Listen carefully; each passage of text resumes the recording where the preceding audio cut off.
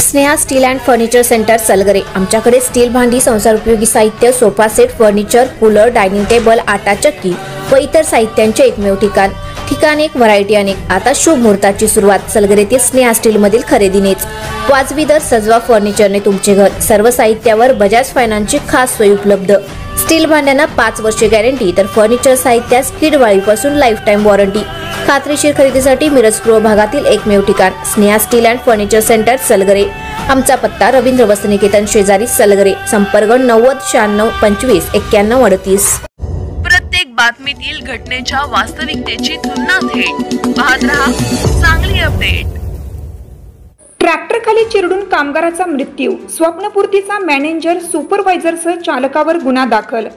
माधवनगर रोडवरील कारखान्याजवळ असणाऱ्या संपत चौक येथे ट्रकमधून नवीन ट्रॅक्टर खाली उतरवत असताना चालकाचे नियंत्रण सुटले आणि खाली उभे असलेल्या कामगाराच्या अंगावर ट्रॅक्टर पडल्याने गंभीर जखमी होऊन त्याचा मृत्यू झाल्याची घटना घडली। सदरची घटना गुरुवार दिनांक 8 मे रोजी सकाळी 9:30 वाजण्याच्या सुमारास घडली। सचिन अण्णासो पाचोरे वय 50 राहणार मौजे डिग्रज असं मृत झालेल्या कर्मचाऱ्याचं नाव आहे। या प्रकरणी संदीप अण्णासो पाचोरे यांनी संजयनगर पोलीस ठाण्यात फिर्याद दिली आहे।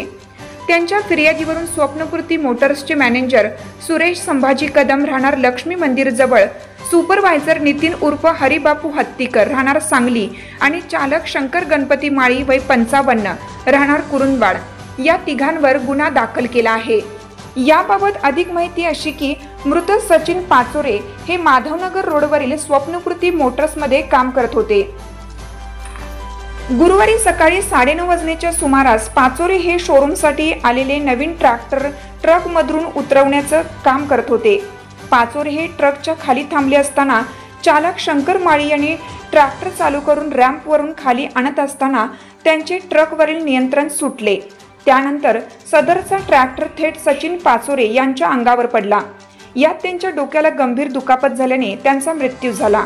घडलेल्या घटनेनंतर मृत पाचोरे यांचे भाऊ संदीप पाचोरे यांनी संजयनगर पोलीस ठाण्यात फिर्याद दिली। त्यांच्या फिर्यादीवरून पोलिसांनी स्वप्नपूर्ती मोटर्सचे मॅनेजर, सुपरवायझर आणि चालकावर गुन्हा दाखल केला आहे।